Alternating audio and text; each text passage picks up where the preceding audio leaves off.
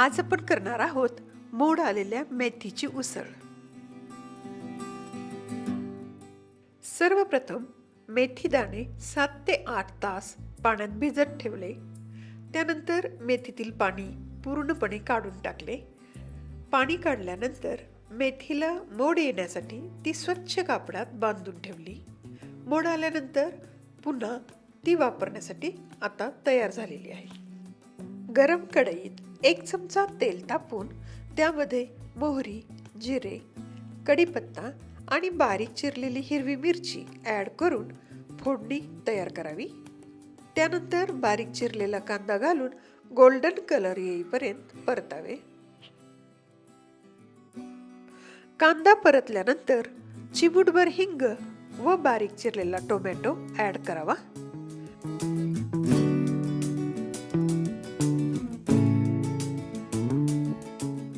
Tomato मऊ झाल्यानंतर धने जिरे पूड, हळद आणि थोडी कोथिंबीर मिक्स करावी।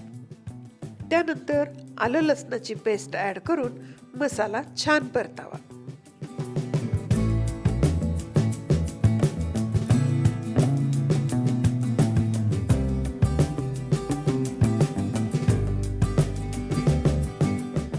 चवीनुसार साखर, मीठ आणि मोड आलेली मेथी यामध्ये ॲड करावी।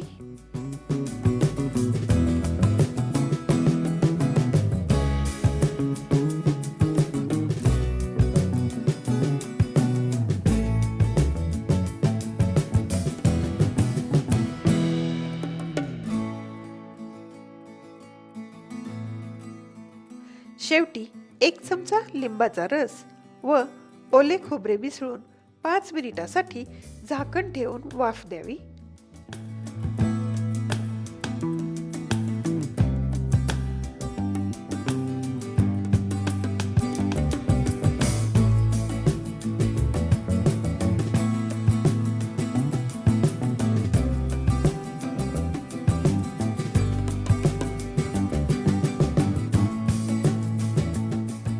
ज्वारीच्या किंवा नाचणीच्या भाकरीसोबत ही प्रथिने, फायबर आणि अनेक पोषक घटकांनी समृद्ध असलेली मेथीची उसळ सर्व्ह करण्यासाठी तयार।